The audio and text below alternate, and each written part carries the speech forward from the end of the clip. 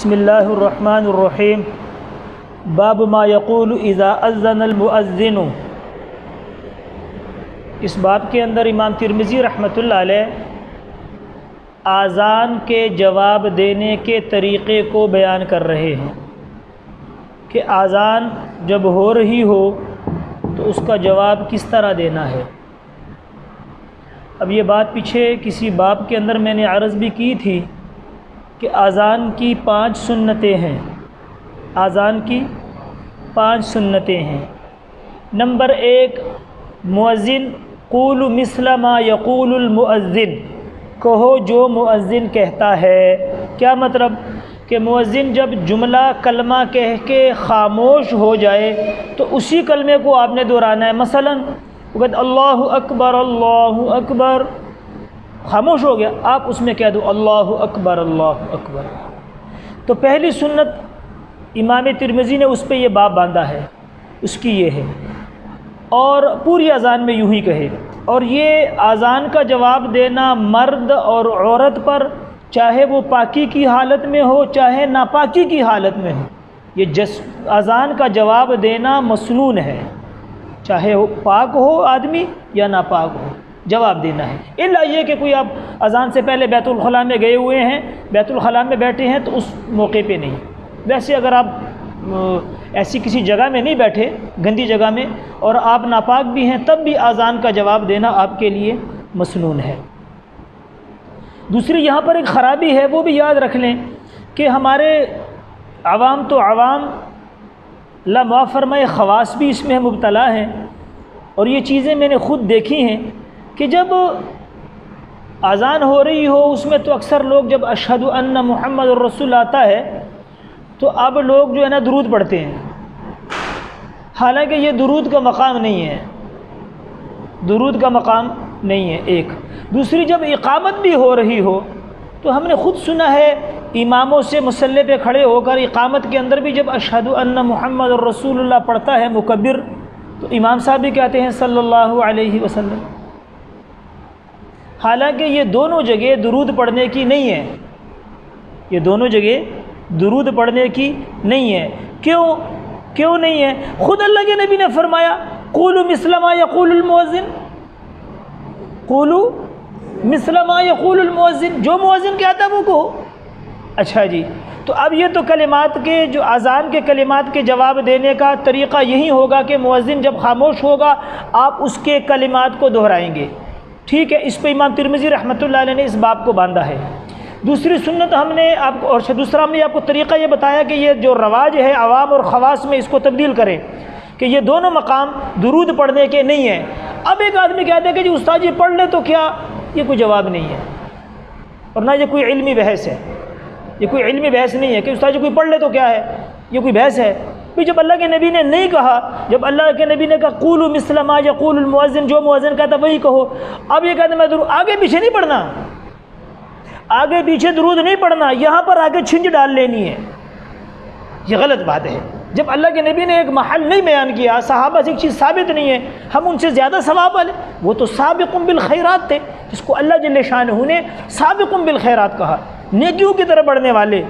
تو وہ لوگ جب انہوں نے یہ کام نہیں کیا، اللہ کے نبی نے نہیں کیا، جو اللہ کے نبی نے فرمایا بس اسی پہ، وما آتاکم الرسول فخذوہ، اللہ کے نبی کہہ رہے ہیں قولوا مثل ما یقول المؤذن۔ اور یہ ایسی بات نہیں ہے جو میں کہہ رہا ہوں، ہمارے سارے اکابر نے ساری کتابوں میں یہ بات لکھی ہوئی ہے کہ یہ مقام نہیں ہے، یہ محل نہیں ہے۔ ایک تو اپنے اس جو طریقہ ہے اس کو ٹھیک کرے۔ یہ 2 موقع اذان کے اور اقامت کے دوران یہ جو اشہد ان محمد الرسول اللہ پہ درود پڑھنے کے نہیں ہیں، یہاں آپ نے وہی جو کلمات کہنے ہیں جو مکبر اور مؤذن کہہ رہا ہے۔ تو ایک سنت تو اس باب سے ثابت ہوگی۔ دوسری ہم نے آپ کو کہا تھا کہ بھئی درود پڑھنا آہستہ آواز سے۔ اب یہ درود دیکھو، درود کا محل خود اللہ کے نبی نے بیان کیا ہے کہ درود کہاں پڑھنا ہے۔ فرمایا جب اذان ہو جائے تو اذان کے فوراً بعد آہستہ، نماز پیغمبر کا میں نے آپ کو حوالہ دے دیا، صفحہ نمبر مجھے یاد نہیں ہے کیونکہ میں نے آج سے تقریباً کوئی 17-18 سال پہلے اس کتاب کا مطالعہ کیا ہے، تو مجھے صفحہ نمبر یاد نہیں، البتہ یہ یاد ہے کہ نماز پیغمبر اس کے اندر جو ہے یہ حدیث لکھی ہوئی ہے کہ میرے اوپر ایک مرتبہ آہستہ آواز سے درود شریف پڑھے۔ تو درود کا محل اللہ کے نبی نے خود بیان کیا۔ دوسری سنت کہ درود پڑھے، اور تیسری ہم نے آپ کو یہ کہا کہ دعائے وسیلہ پڑھے، وہ اس کے لیے آگے باب آ رہا ہے، اس کے لیے باب آگے آ رہا ہے۔ اچھا، اور آگے دو باب آ رہے ہیں، آگے دو باب آ رہے ہیں، ایک تو دعائے وسیلہ کا باب ہے، ایک باب آ رہا ہے جس میں ہم نے آپ کو کہا تھا کہ دعائے وسیلہ پڑھے، اس کے بعد دو دعا پڑھیں، ایک تو دوسرا کلمہ اشہد ان لا الہ الا اللہ وحدہ لا شریک لہ واشہد ان محمدا عبدہ ورسولہ، یہ پڑھے، اور تیسرا پانچواں ہم نے آپ کو کہا تھا رضیت باللہ ربا وبالاسلام دینا وبمحمد صلی اللہ علیہ وسلم نبیا، یہ پڑھے۔ یہ دونوں ابواب آگے آ رہے ہیں، یہ دونوں ابواب آگے آ رہے ہیں، تو یہ پڑھے، یعنی یہ اذان کی 5 سنتیں ہیں، یہ اذان کی 5 سنتیں ہیں۔ جو آدمی اس کا اہتمام کرے گا، اور اس کے بعد ہمارے بڑے کہتے ہیں اکابر کہ جو آدمی لبیک اللہم لبیک لبیک لا شریک لک لبیک ان الحمد والنعمہ لک والملک لا شریک لک، یہ پڑھے گا، اللہ جل جلالہ اس کو اپنے فضل سے حج کروائیں گے۔ اور یہ بھی میں نے عرض کیا تھا کہ 28 مقامات علماء نے لکھے ہیں جو آدمی کی رزق میں بے برکتی اور آدمی کے فقر یعنی غریب ہونے کا سبب بنتے ہیں، ان میں سے اذان کے دوران باتیں کرنا ہے، اذان کے دوران باتیں کرنا ہے۔ اور اس کے بعد اذان کے جو جواب دینا ہے اس کی 2 صورتیں ہیں، ایک اجابت قولی ہے، ایک اجابت فعلی ہے۔ اجابت قولی تو ہم نے عرض کر دی کہ مؤذن کے کلمات کو مؤذن کے خاموش ہونے کے بعد دہرائے، یہ اجابت قولی ہے کہ قول سے اس کی بات کو قبول کرے، اور اجابت فعلی یہ ہے کہ اس کے بعد کیا کرے، چیزہ اذان ہو جائے تو اس کے بعد استنجا وضو وغیرہ کر کے مسجد میں چلا جائے۔ اب یہ اجابت قولی جو ہے، اجابت فعلی جو ہے، یہ جو ہم نے یعنی مؤذن کے کلمات کے ساتھ کلمات دہرانا یہ مستحب ہے۔ اجابت قولی میں اختلاف ہے، بعض علماء کے نزدیک اجابت فعلی واجب ہے، یعنی اذان کے فوراً بعد واجب ہے کہ مسجد میں جائے، اور جمہور کہتے ہیں کہ واجب تو نہیں ہے، البتہ سنت مؤکد باشد التاکید، یعنی واجب سے کچھ کم درجہ ہے، واجب کے قریب کا درجہ دیتے ہیں اس کو، واجب کا یعنی سنت مؤکدہ باشد التاکید، یہ الفاظ ہیں، شروحات کے الفاظ ہیں کہ بھئی سنت مؤکدہ باشد التاکید، یعنی واجب کے بالکل قریب، واجب سے تھوڑا نیچے درجہ ہے اجابت فعلی کا کہ فوراً مسجد میں جائے۔ اور ایک مسئلہ یہ بھی یاد رکھیں کہ اب یہ جو مؤذن قولوا مثل ما یقول المؤذن، بھئی مؤذن جو کہتا ہے وہیں آپ کہو، مؤذن جو کہتا ہے وہیں آپ کہو، تو حی علی الصلاۃ اور حی علی الفلاح یہ جو 4 کلمات ہیں ان کے مقابلے میں کیا کرے، ان کے مقابلے میں کیا کرے؟ تو اس کے لیے ایک تو ہے کہ جیسے مؤذن کہہ رہا ہے قولوا مثل ما یقول المؤذن، بھئی حی علی الصلاۃ یہ بھی کہے حی علی الصلاۃ، وہ کہ حی علی الفلاح یہ بھی کہے حی علی الفلاح، یہ بھی کہے وہی جملات۔ اب لیکن اس کے اندر اس بات کو سمجھنا ہے تھوڑا سا کہ اب مؤذن کہہ رہے حی علی الصلاۃ آؤ نماز کے لیے، اب یہ گھر میں بیٹھا کہتے ہیں حی علی الصلاۃ، تو یہاں تھوڑا سا تعارض نظر آ رہا ہے کہ مؤذن اس کو کیا کہہ رہا ہے مسجد میں آؤ، یہ دکان پہ بیٹھا، گھر پہ بیٹھا، کھیتی میں بیٹھا، یہ کیا کہہ رہا ہے حی علی الصلاۃ ادھر آؤ۔ تو آپ نے بخاری شریف پڑھی ہے؟ نہیں پڑھی تو خیر الجاری میں آپ نے، کیونکہ میں نے یہ حدیث تو اس میں ہے بخاری شریف حدیث نمبر 613، بخاری شریف حدیث نمبر 613 میں یہ لکھا ہے کہ حی علی الصلاۃ کا جواب حی علی الصلاۃ سے دینا بھی جائز ہے، لیکن وہاں پر اتنا لکھا ہے کہ مؤذن کا حی علی الصلاۃ وہ نماز کے لیے مسجد میں بلانا ہے، اور اس کا حی علی الصلاۃ اپنے نفس کو خطاب ہے۔ لیکن اس پہ ایک واقعہ سن لو،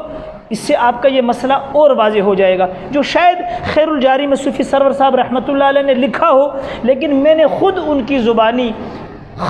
درس بخاری میں یہ جملہ ان سے خود سنایا۔ درس بخاری میں غالباً 2003 میں یا 2002 میں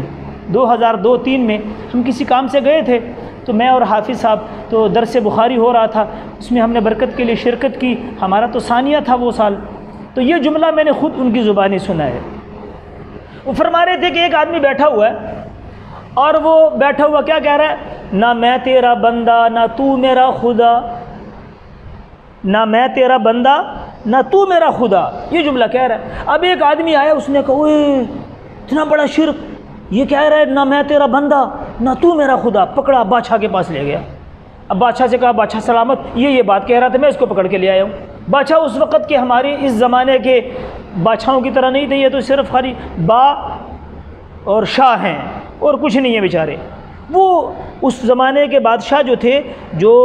جن کے ہاتھ میں اللہ باغ دیتا تھا، فراست بھی اللہ دیتا تھا ان کو۔ دوسری بات یہ تھی کہ وہ سب اپنے جو آس پاس، یہاں تو سارے آس پاس کرپٹ اور فراڈی لوگوں کو اکٹھا کر کے اپنی اسمبلی بناتے ہیں، وہ اپنی اسمبلی علماء کو ساتھ رکھتے تھے، علماء ان کی اصلاح کرتے تھے۔ تو اب اس نے دیکھا کہ بندہ تو اللہ والا ہے، کہا حضرت جی آپ ذرا اپنی بات کی وضاحت کریں۔ اس نے کہا بھئی اس نے مجھ سے پوچھا نہیں، آپ نے پوچھ لیا، میں تو اپنے نفس کے اوپر ضرب لگا رہا تھا، ضرب اپنے نفس کو کہہ رہا تھا نہ میں تیرا بندہ نہ تو میرا خدا، نہ میں تیرا بندہ نہ تو میرا خدا۔ میں اپنے نفس کو کہہ رہا تھا کہ نہ میں تیرا بندہ نہ تو میرا خدا کہ میں تیری بات مانوں،